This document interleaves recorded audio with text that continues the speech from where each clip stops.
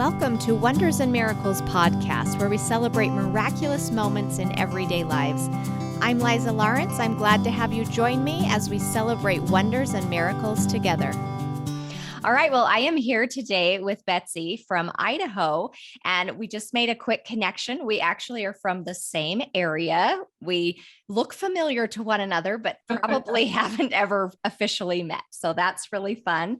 And Betsey found the podcast on Facebook, a post in our area about local podcasters, and started listening and has enjoyed your miracle stories and is ready to share hers. And I'm so grateful that you're willing to share. So thank you so much. Sure. I'm excited. All right. So this is a story that happened about 30 years ago in high school with a date and bungee jumping. And that's all I'm going to say. And then she gets to share the rest. So Betsey. It seems less miraculous after, you know what I mean? You say bungee jumping and miracles, but anyway. Hey, I'm excited to hear it because I think it's awesome. It's a great story. So go ahead and tell us what happened and take us on your journey. Okay. So I was 16. I had been dating for a couple of months. My best friend and I decided we were going to morph, which is prom backwards. So it's super casual and girls ask the boys. And we decided that what we wanted to do for our date, we would go bungee jumping, and we were super excited and it sounded fun. And we talked about it and I was like, yeah. And then as it got closer, I was like, I don't know. I was starting to feel a little uneasy about this. And I started talking to my date, and he and I had kind of started dating exclusively, and we'd been friends for a while. So we felt like we could talk. And he was kind of a bigger guy, very tall. I'm tall. I'm almost 6 feet tall. He's taller than me, but also big and kind of husky. And he was not very fond of heights. So the whole idea of bungee jumping did not really appeal to him. And so then that made me even more nervous, because here I planned this date and now he's not really excited about that. And also we didn't want to look dumb in front of our friends. You know how it is when you're a teenager, if you're not doing what the crowd's doing, even if it's nothing bad. As it got closer and closer, and I started feeling more and more uneasy about it. And the Friday before, the date was on Saturday, I was at work and worked at a little sandwich shop, and I was doing cleanup and stuff like that. And I just kind of had this continual prayer in my mind, just, oh, Heavenly Father, I don't know what to do. I don't want to back out. I don't want to ruin their date, but I'm just so nervous and scared about this. And I actually went into the bathroom. I was cleaning the bathroom, and I looked up in the mirror and I saw my face in the mirror. And all of a sudden I just felt this calm peace. And I could just hear a voice saying to me, don't worry about it. It's fine. Don't worry about it. It's taken care of. And I was like, And part of me still wanted to worry about it, because that's who I am. I want to take care of things myself. But I thought, okay, this is very, very strong. Don't worry about it. It's fine. And so I went on about my things. And the next day, get up to get ready for this date. And I'm still thinking to myself, I don't know how this is fun. I've just been told it's fine and not to worry about it. So we get in the car and we go pick up our dates, and we travel out to the place where this bungee jumping is supposed to be. And back then it was just kind of like it just showed up places. I grew up in Logan, Utah, and we had one of those. Yeah, they just showed up. They'd build the tower and then you could go jump off. Yeah, right. So anyway, we got there and it was gone. The place had gone. We don't know how long it had been gone, because it wasn't a place that was on our normal route of traffic. But anyway, and then I just felt so calm and such peace, because my prayer had been answered.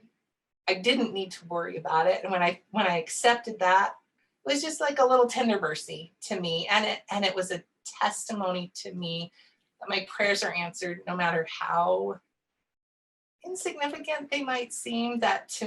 It taught me that because I care about it, my Father in heaven cares about it, and he listens, and he's going to help me. Which I love. I love that message that he cares about what we care about. Right. And so here's a question. Why do you think God gave you that message versus just you showing up and figuring out that it was gone? I think probably so that I would know that he did answer my prayer.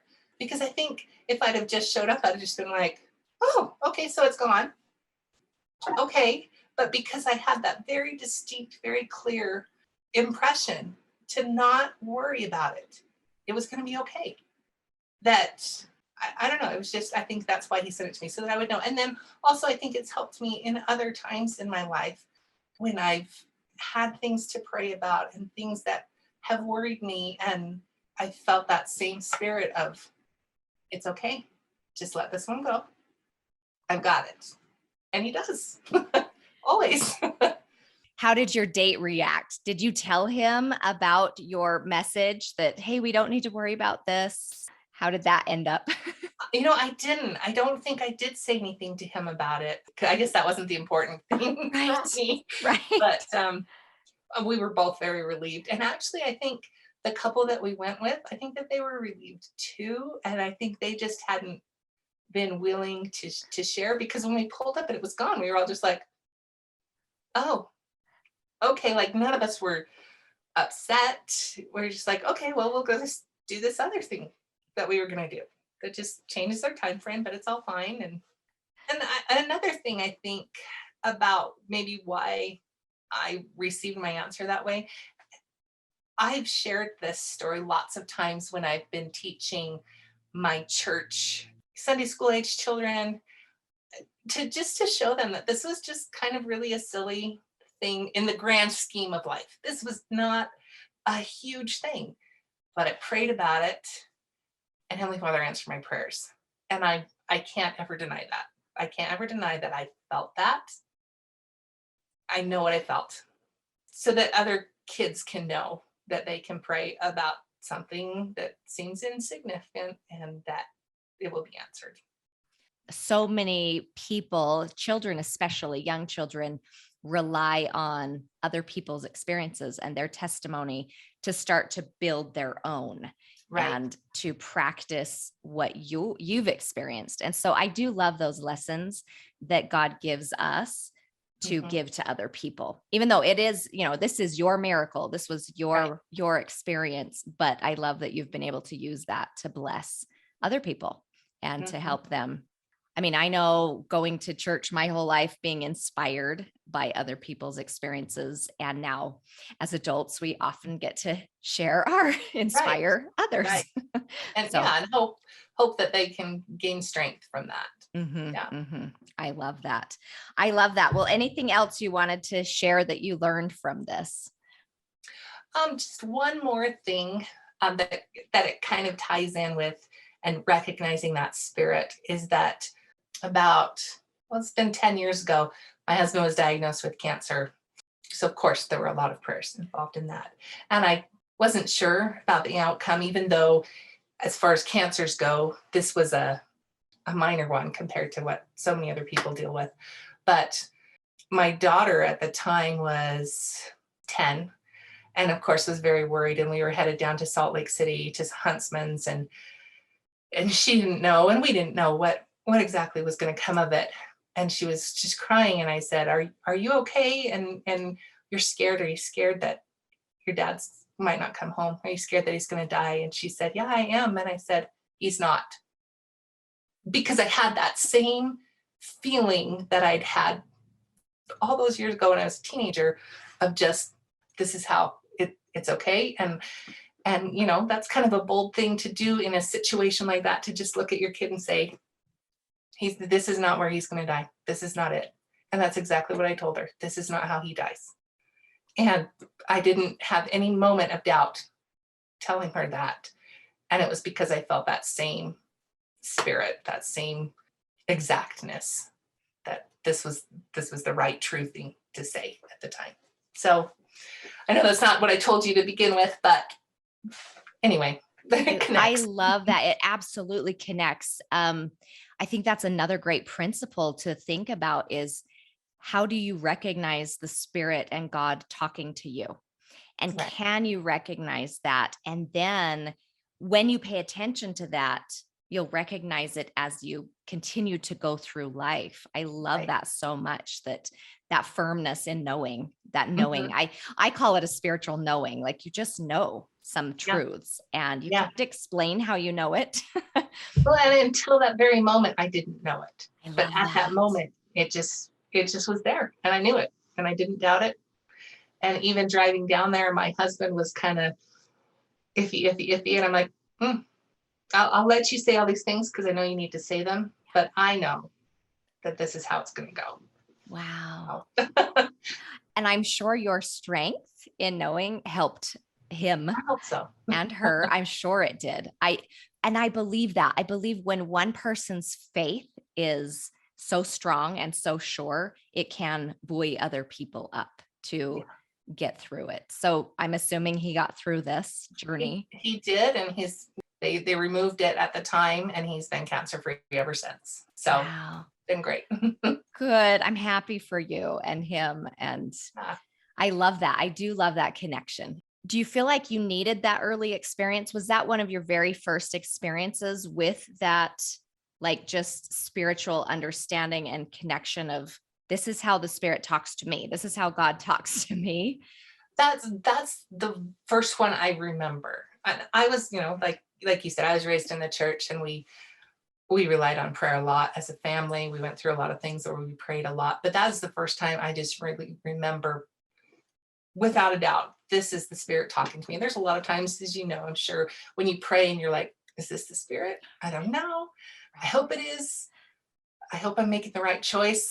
But there was no choice in that moment. I knew that that's exactly what I was being told. And so, and that was great, so that when I had it later, I knew exactly Mhm, that that was the spirit. mhm. Isn't God amazing? Absolutely. And amazing Absolutely. that he talks to us in our language, what we need. And he does talk to us in different ways at different Mhm. times, which I think is important. Also, Absolutely. Yeah. sometimes we do have to feel uncertain about certain things to help us grow. Like, Yeah. you know what I mean? Like sometimes it sounds like in these two experiences, it was a very clear knowing, like, this is what's Mhm. going to happen, or this is why you shouldn't. And you didn't know why you shouldn't worry, but just trust me. Yeah. Mhm. And other times, grapple with it, work through Yeah. it, figure it out. I'll be with you. But there's growth in that journey too, and the struggle of growing your faith and all of that. Like, I just see Yeah. there's value in all kinds of experiences that we have with Mhm. God. Yeah. And they're all miraculous every time. It's amazing to me. So I Well, he's love a that. God of miracles, right? He And is a God of big miracles. hands. I know, big and small. And the thing I love is, I mean, I almost love the small ones better because it's like, can we notice those? Can we see those Right. little details where he is working in our lives? And I think when we do that, we can relax more. For those that are worriers, if you can notice where God is talking to you, it helps you relax in life to just flow with that and trust that Mhm. God knows where I am. He knows what I'm going through and he can help me through this. And Right. um, I love that. So something I'm striving for to just flow through life with a little more Right. peace Right. and trust, because there's lots of hard things that can happen and lots of things we can go through, but God will be our anchor if we allow him to. Well, thank you so much, Betsey. Sure. It's been Yeah. fun to hear your story. Talking to you. Thank you so much for listening to this miracle story. Please subscribe to my channel if you liked it. You can also find me on iTunes, Stitcher, Spotify. And remember to notice and celebrate miracles everywhere, because the more miracles we notice, the more miracles happen.